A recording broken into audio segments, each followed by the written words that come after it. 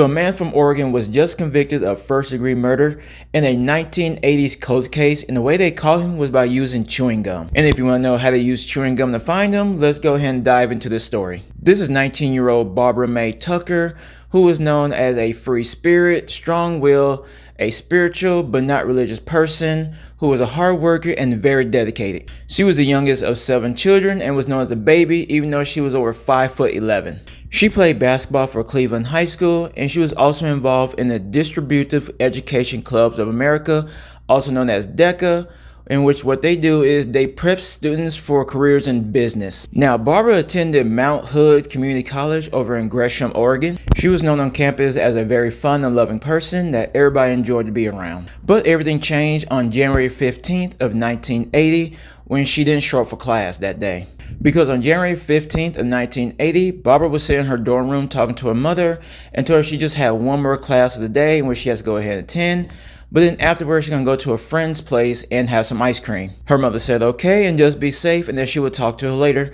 And so Barbara made her trip across campus to her class. Now, in the classroom, the students started getting suspicious when Barbara never showed up because she rarely missed class. They felt she might have come down with the cold or flu and decided to check up on her later.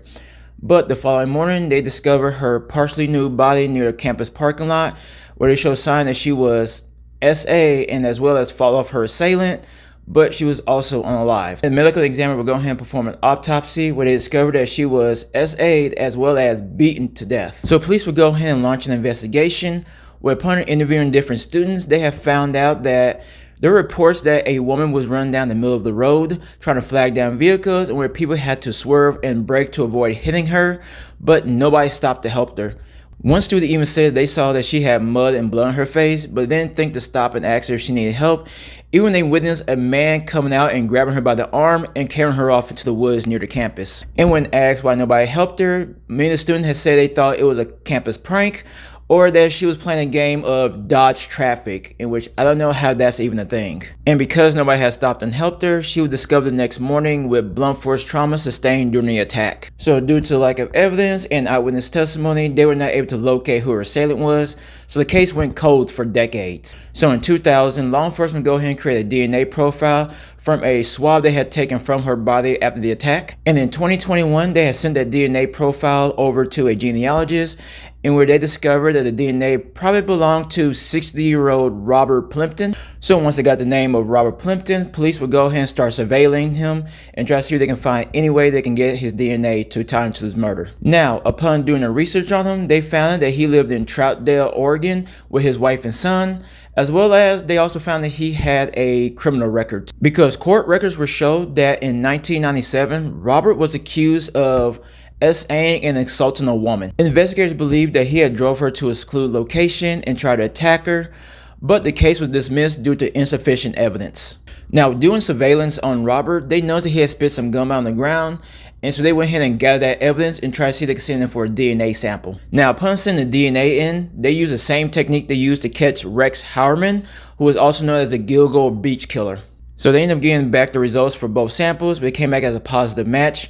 And on June 8th of 2021, police would go ahead and arrest Robert Plimpton as he was leaving his home. And during his arraignment, he would go ahead and plead not guilty. Now, during his trial, he would maintain his innocence by saying that he didn't do this and that the person that they say had did it was supposed to be 6 feet tall and he was actually 5'9". But the fact that his DNA was at the scene, they couldn't dispute that evidence. Now, during his bench trial, in which if you don't know what a bench trial is, that is when there is no jury, there is just a judge that makes all the decision by looking at all the evidence. So the only people that are in the room are you, your lawyer, the prosecutor, and the judge. So after everything concluded, the judge would go ahead and find Robert guilty, in which he charged him with 1 count of first-degree murder and 4 counts of different theories of murder in the second degree, which is kind of like second-degree murder, really. Now, Robert wasn't charged in the SA because the prosecutor had failed to prove within a reasonable doubt that the abuse had occurred before Barbara's death. Now, Barbara's family will go ahead and rejoice over this verdict because after decades of waiting, they finally got the justice that they deserved. But the one thing the family haven't gotten over was the fact that